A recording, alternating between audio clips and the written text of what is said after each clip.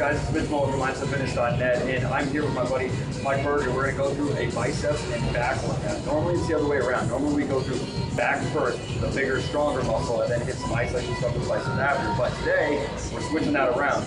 We're going to hit a little bit more isolation with the biceps, focusing on them first, then going into some back stuff. So we have a few tips and tricks in order to do that method with you, and we'll share it with you throughout the workout. So let's do this.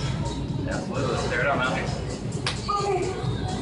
Okay guys, exercise number one, we're gonna do a high machine curl. Normally I like to do these with cables, but today we're gonna do it with machine just because it keeps that tension all the way down.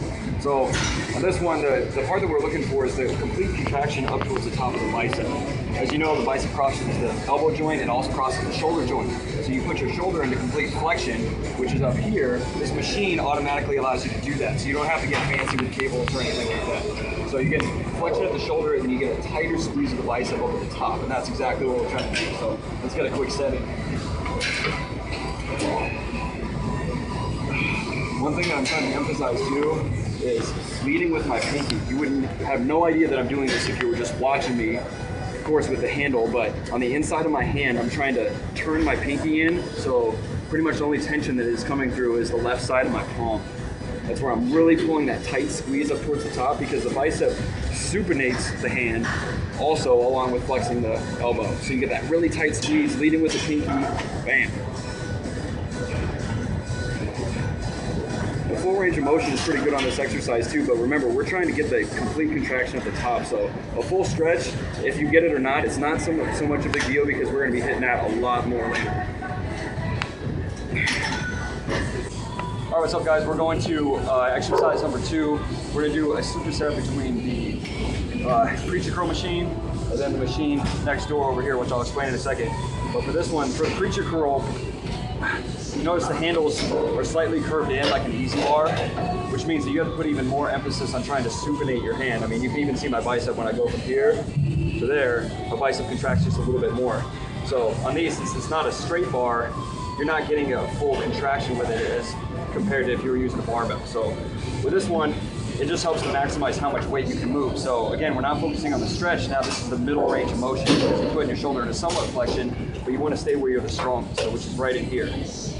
We'll be focusing on the stretch and the movement in the next exercise. So you'll notice that Mike's keeping his head up on these. So many people will drop their neck down because of some impingement on the nerves, which go to your arms, which isn't good. You want a maximum amount of strength. Instead of ducking your head down, keep it straight up, you'll be a lot stronger. You want to maximize tension on these. On the way up, drive your elbows into the pad. On the way down, think about lifting your elbows up a little bit.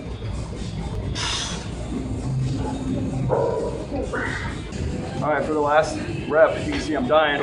We're stretching out for about 10 seconds. Making sure to breathe consistently, but that burn is gonna increase like crazy for those last 10 seconds, and you're gonna get one power rep. When you do those long stretches like that, you always want to finish on a contraction. You know it. Woo. All right, exercise number two. We're going into a fully stretched position, which of course for the shoulder, we're gonna put it all the way into extension. I'm gonna go ahead and lean forward on this. So put my elbows behind me, which makes it a lot harder to get that full stretch. Every way down, I'm gonna contract my tricep, which allows the bicep to fully lengthen. So it's gonna start burning pretty good, especially after that second one. So let's do this.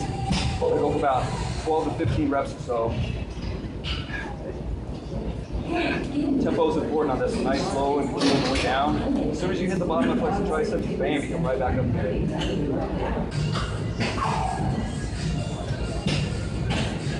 Good job. Pose, man. Looks good.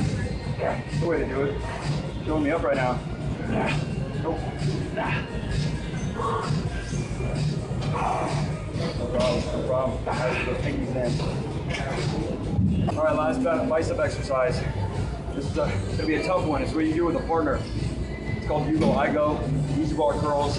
I'm going to do as many as I can. The goal is to do 100 reps.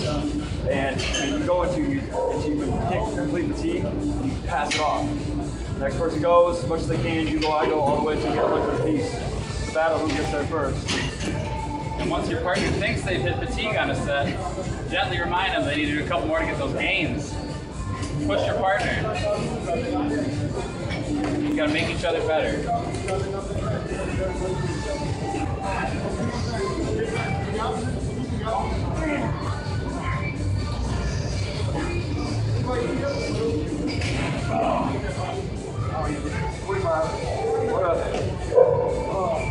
Alright, so you want to increase the tension on your biceps in a barbell curl. You don't want your elbows here, you don't want your elbows here, you just want to put your elbows here. That way there's tension all the way down.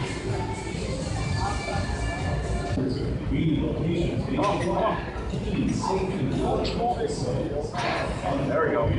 Nice. Yeah, drop his elbows down just a little bit. Decrease tension slightly. Range of motion helps him out a little bit. Get a couple more reps out of this. Way to do it.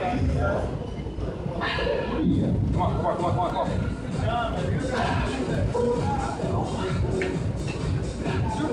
What do you want?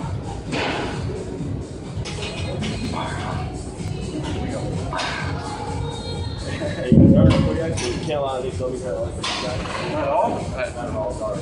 Man, did you guys just change the rule or something? Well, that's the rule you signed.